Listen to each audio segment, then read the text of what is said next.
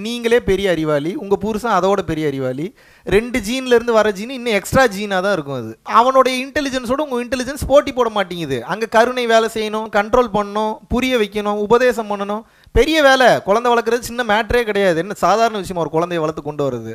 இப்போ நான் என்ன சொல்கிறேன்னா, உங்கள் மூலியமாக வந்த அந்த குழந்தை இப்போ வந்து வெளியே வந்துருச்சு. அப்போ உங்களோட புத்திசாலியாக தானே இருக்கும். அதுக்கிட்ட போய் பழைய பாட்டே பாடிட்டு இருந்தீங்கன்னா எப்படி திருந்தோம்? அது என்ன ஆகும்னா, அது ரொம்ப யூடியூப்லாம் பார்த்து ரொம்ப அறிவாளி ஆயிடுச்சு. அதோடைய செல்ஸ்லாம் ரொம்ப எவால்வ் ஆகிடுச்சு. அது புள்ளையாக பார்க்காதீங்க, பேருக்கு தான் புள்ள. அது உள்ளுக்குள்ளே இருக்கக்கூடிய செல்ஸ், அதோட டென்சிட்டிலாம் க்ரோத் வேறு லெவலில் இருக்குது.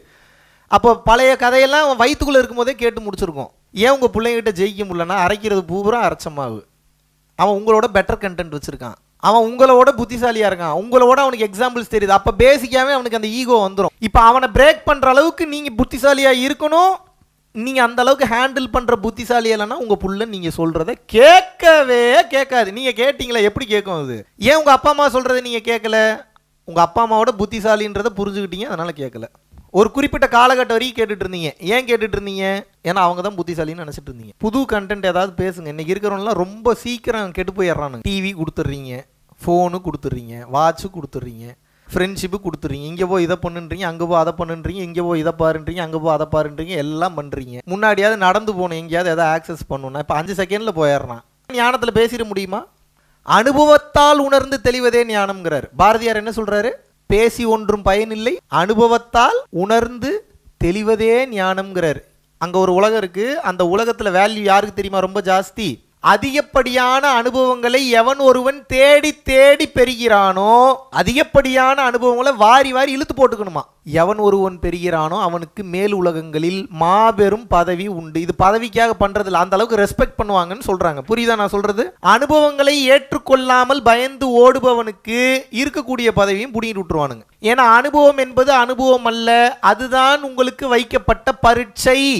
நீங்கள் ஏற்றுக்கிட்டாலும் ஏற்றுக்கலனாலும், அது கசப்பான அனுபவமாக இருந்தாலும் கசப்பில்லாத அனுபவமாக இருந்தாலும் நடக்கணும்னு இருந்தால் நடந்து தான் ஆகும். அதை நீங்கள் அனுசரித்து ஏற்றுக்கிறதும் அதே நினச்சி புலம்புறதும் யார் கையில் இருக்குது? 200% உங்கள் கர்ம வினைகளை பொறுத்து தான் உங்களுக்கு உண்டான சூழ்நிலைகள் உருவாக்கப்படுகிறது. அதில் டவுட்டே வேண்டாம் உங்களுக்கு. எல்லாமே கடவுள் தான் செய்கிறாரா? ஆமாம் செய்கிறாரு. அப்போ நான் எதுவும் செய்யலையா? நீங்களும் தான் செய்கிறீங்க. டே என்னடா குழப்பற? கடவுள் செய்கிறாரா நான் செய்கிறேன்னா? நீங்கள் செஞ்சுக்கிட்டே இருக்கும்போது கடவுளை காமிச்சுக்கிட்டே இருந்தீங்கன்னா இந்த கேள்விக்கு நீங்கள் பதில் கண்டுபிடிக்கணும்னு அவசியமே இல்லை. சிம்பிள். இப்போ கடவுள் செய்கிறாரா நீங்கள் செய்கிறீங்களான்றது கேள்வி இல்லை. என்ன செஞ்சுட்டு இருக்கீங்களோ கடவுள் பேரை சொல்லி சொல்லி செய்யுங்க. இந்த கேள்விக்கு உண்மையான பதில் நீங்கள் கண்டுபிடிக்கணுன்ற அவசியம் இல்லைன்ற. புரியுதா? குழம்புதா? இதுக்கு நீங்கள் இப்போ பதிலை கண்டுபிடிக்கணும்னு நீங்கள் நினைக்கிறத விட, நான் எப்படி இந்த தத்துவத்தில் நான் வாழ்வதுன்னு மட்டும் நீங்கள் ஃபோக்கஸ் பண்ணுங்கள். நடக்க வேண்டியது தானாக நடந்துடும். பிறவில்லா பெருவாழ்வுக்கு போகணுன்னா பிறவில்லா பெருவாழ்வுக்கு போகணுன்னு எதுவும் பண்ணக்கூடாது. இங்கே நான் திருப்தியாக கர்மயோகத்தில், தெய்வீகத்தில், கருணையில், சரணாகதியில், தவத்தில் வாழ்கிறேன்னு வாழுங்க, அங்கே போயிடுவீங்க. நம்ம தத்துவத்தில், நம்ம கொள்கையில், நம்ம சித்தாந்தத்தில் ஸ்ட்ராங்காக நிற்கிறோம் அப்படின்னா இன்னொருத்த வந்து மண்டைய கழுவுனா நம்ம பிரெயின் வாஷ் ஆகலாமா? எப்போதும் ஒரு குடும்பத்தை கலைப்பதற்கு, ஒரு மிகப்பெரிய நிறுவனத்தை உடைப்பதற்கு மக்கள் எடுக்கக்கூடிய மாபெரும் ஆயுதம் என்னன்னா, நல்லா புரியும். அது தெரிஞ்சு பண்ணுறாங்கலாம் சொல்ல மாட்டேன், அது தானாகவே நடக்கும். அது டிசைனே அப்படி தான் இருக்குது. மாயை அப்படி தான் கிரியேட் ஆக்கப்பட்டிருக்கு. புறம் கூறுதல், பழி கூறுதல், ஒற்றுமையை உடைத்தல்.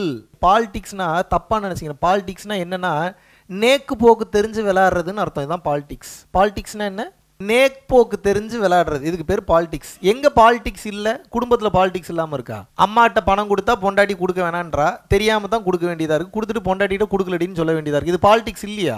அப்போ எனக்கு இந்த பாலிடிக்ஸ் பண்ண வைக்கிறது யாரு? அந்த எதிர்பார்ப்பு, அந்த உறவு, அதை நான் ரீட்டைன் பண்ணிக்கிறேன். ஏன்னா அங்கே எனக்கு ஒரு தேவை இருக்கு. வந்துருச்சா பிரச்சனை? இப்போ நான் என்ன சொல்றேன்? தர்மம் பண்ணா தான் குடும்பம் நல்லா இருக்குன்ற தெரியவே தெரியாது கண்ணுக்கு. ஏன்னா பணம் மட்டும்தானே தெரியுது. சஸ்டைன் ஆகி நிற்கணும். இதுதான் சீக்ரெட். ஜெயிக்கிறதுக்கு உண்டான சீக்ரெட் என்ன? சஸ்டைன் ஆகி நிற்கணும். முதல்ல தப்பானவன் மானுங்க நிற்கணும். அப்புறம் ரொம்ப ரொம்ப தப்பானவன் மானுங்க நிற்கணும். அப்புறம் உலகத்திலே கேவலமானவன் மானுங்க நிற்கணும். பேக் அடிச்சிடக்கூடாது, நிற்கணும். அப்புறம் ஒரு கட்டத்தில் என்னடா நிற்கிறானேன்னு பார்ப்பானுங்க. அப்புறம் ஒரு காலகட்டத்தில் அவன் யார் என்ன ஏதுன்னு விசாரிடாமானுங்க. அப்புறம் ஒரு காலகட்டத்தில் சரி என்னதான் பேசுகிறான் நம்மளும் கேட்போன்னு கேட்பாங்க. ஒரு கட்டத்தில் கரெக்டாக பேசுகிற மாதிரி தான் இருக்குமாங்க. அப்புறம் ஃப்ரெண்ட்ஸ் ஆக முயற்சி பண்ணுவாங்க. ஆனால் இது வரைக்கும் நிற்கணும். ஓடிட்டிங்கன்னா அவுட் ஆயிடுவீங்க. உங்களை அடிக்கிறான்ல, உங்களை அடிக்கிறவனோட சித்தாந்தம் அவ்வளோ பெரிய சித்தாந்தமா? அவன் எதை வச்சு அடிக்கிறான்? கையை காலை வச்சு அடிக்கிறான். அவனோட தத்துவத்தை வச்சு தான் அடிக்கிறான். நல்லா கவனிங்க. எதை வச்சு அடிக்கிறான்? உங்களை கருத்தையும் தத்துவத்தையும் வைத்து தான் அடிக்கிறான். அப்போ உங்களோட தத்துவம், உங்க கருத்து, அவனுடைய கருத்து தத்துவத்தை விட ஸ்ட்ராங்கா இருக்குன்னா நீங்க தைரியமா நிக்கலாம். ஏன் தோத்து போறீங்க, ஓடி போறீங்கன்னா அவ்வளவு வீக்கா இருக்கீங்க. கருத்து, தத்துவம், சித்தாந்தம் என்ன, பிற உயிருக்கு நன்மை என்றால் இங்கு எதுவும் தவறில்லை. உலகத்தோடு ஒட்ட ஒழுகல் பல கற்றும் கல்லார் அறிவிலாதார். நீ எவ்வளவு பெரிய ஞானியா இருந்தாலும் அன்றைய காலகட்டம், அன்றைய யுகத்துப்படி, அந்த பழக்க வழக்கத்துப்படி யாருக்கு என்ன தேவைன்றதை புரிஞ்சு அதுக்கு தகுந்த மாதிரி நீ செயல்படல அப்படின்னா நீ ஞானியாக இருந்து பிரயோஜனம் இல்லைங்கிறார் திருவள்ளுவர். ஔவையார்கிட்ட கேட்குறாங்க, இவ்வளோ புலவர்ன்றீங்க, நீங்கள் கிளவி மாதிரி வரீங்க போகிறீங்க, எங்களை மட்டும் பில்டப் பண்ணுன்றீங்களே நியாயமா? டே புலவன் என்றால் பில்டப் பண்ணணும்டா அப்படிங்கிறாங்க. என்ன சொல்கிறாங்க? பில்டப் தேவைன்ற இடத்துல பண்ணு. ஏன் பண்ண சொல்கிறாங்க ஔவையார்? இல்லை என்றால் உனக்கு மதிப்பு மரியாதை இருக்க, நீயே சாப்பாட்டுக்கு வழி இல்லாத மாதிரி கூனி குறுகி போய் ஒரு பாட்டு பாடுறனா வெறும் 1 காசு 2 காசு கொடுப்பான்டா. நீ வசதியோட படைய ஆரவாரங்களோட போ, ஏதோ பெரிய ஆளு போல நிறைய தள்ளி கொடுப்பான், அதை அவனை தூண்டுன்றாங்க. நான் சொல்ல ஔவையார் சொல்லியிருக்கிறாங்க. நம்ப முடியுதா? ப்ரூவ் பண்ணிடலாமா? விரகர் இருவர் புகழ்ந்திடவே வேண்டும். 2 பேரை பில்டப் பண்றது கூடவே வச்சுக்க. ஆஹா ஐயா மாதிரி உலகத்துல சிறந்தவர் இல்லை, ஆஹா ஐயா தான் பெரியவர், ஆஹா ஐயா தான் சிறந்தவர். அப்புறம் விரல்கள் நிறைய மோதிரங்கள் வேண்டும், 10 விரல்ல 10 மோதிரம் போட்டுக்கன்றாரு.